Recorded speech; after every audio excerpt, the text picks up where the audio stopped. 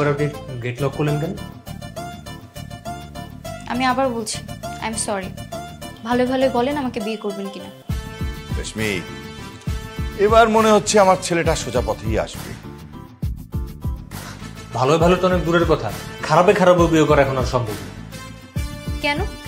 তাইলে আমাকে দেখতে যে আমাকে রিজেক্ট করে আমার সম্মান নষ্ট করছেন কেন? এখন আমার সম্মান ফেরত দেন। যদি এরকমই হইতো তাহলে পাত্রপক্ষ যেই পাত্রীকে দেখতে যেত তারই বিয়ে করতো, বিয়ের মধ্যে আর পছন্দ অপছন্দের মধ্যে কোনো ভেদাভেদ থাকতো না। আমি অত শত বুঝি না, আমার সম্মান নষ্ট হচ্ছে মানে আমি এটা মানতে পারবো না। এখন আপনি বলেন আপনি বিয়ে করবেন কিনা, ইয়েস অর নো। এখন তো একবার না বলছে, দুইবার না বলছে, তিনবার না বলছে, সারা জীবন এইভাবে না বলবো, না না না বিয়ে করবো না। এই রেশমি, থাপ্পড়ের শব্দ শুনলাম মনে হচ্ছে। হ্যাঁ থাপ্পড়ই তো, নিশ্চয়ই মেয়েটার গায়ে হাত তুলেছে নাকি। একটা মেয়ের সম্মান নিয়ে ছিনিমিনি খেলতে লজ্জা লাগে না? বিয়ের আলোচনা থেকে শুরু করে দেখতে আসা পর্যন্ত একটা মেয়ে কতটা এক্সাইটেড থাকে তার কোনো ধারণা আছে আপনার?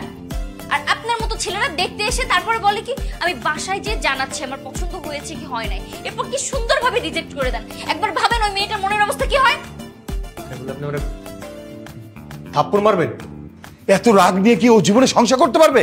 সেটাই তো রকি, চলো না দেখি। হ্যাঁ তামিম, আসো তামিম। তামিম, বাবা দরজাটা খোল। এখন তো দরজা বন্ধ করে মারছি, এরপর বাবা মার সামনে নিয়ে তারপর মারবো। সাহস থাকলে একটা মেয়েটা দেখান। এই, আবার মেয়েটাকে মারছিস কেন? খবরদার, মেয়েটাকে হাত তুলবি না। এই আপনার তো অনেক সাহস, অতিরিক্ত সাহস। হ্যাঁ আমার অনেক সাহস, সবার সামনে নিয়ে মারবো নাকি? আমি মেয়েদের গায়ে হাত তোলার কোনো অভ্যেস নেই। নাইলে কি এসব নাইলে ফাইলে দিয়ে আমার সামনে কাজ নাই, বুঝছেন? আমি এসব ভয় পাই না। আমার সাথে উল্টাপাল্টা আচরণ হলে সোজা মামলা করে দিতাম। ওকে আমি বৌমা হিসেবে মেনে নিয়েছি, তুই আর মারিস না বাবা। যান দরজা খুলেন। তার আগে বলেন আমাকে বিয়ে করবেন কিনা। এর আগে তো একবার রিজেক্ট করছি, আর এই আসল চেহারা দেখার পরে তো ডাবল রিজেক্ট।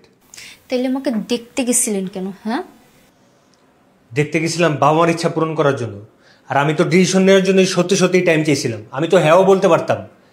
আল্লাহরে কি বাসা যে ভাইচা গেছি, হ্যাঁ বলার আগে এই আসল চেহারাটা দেখে ফেলছি, আপনার ডাইনি মার্কা চেহারাটা। Okay fine, final. আমিও তাহলে এই বাড়িতেই থাকবো। যতদিন আপনি রাজি না হবেন আমি এই বাড়িতেই থাকবো। আমিও দেখি কততে রাজি না।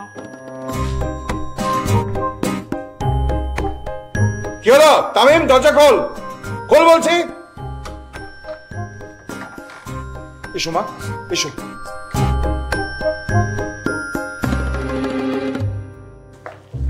বসো।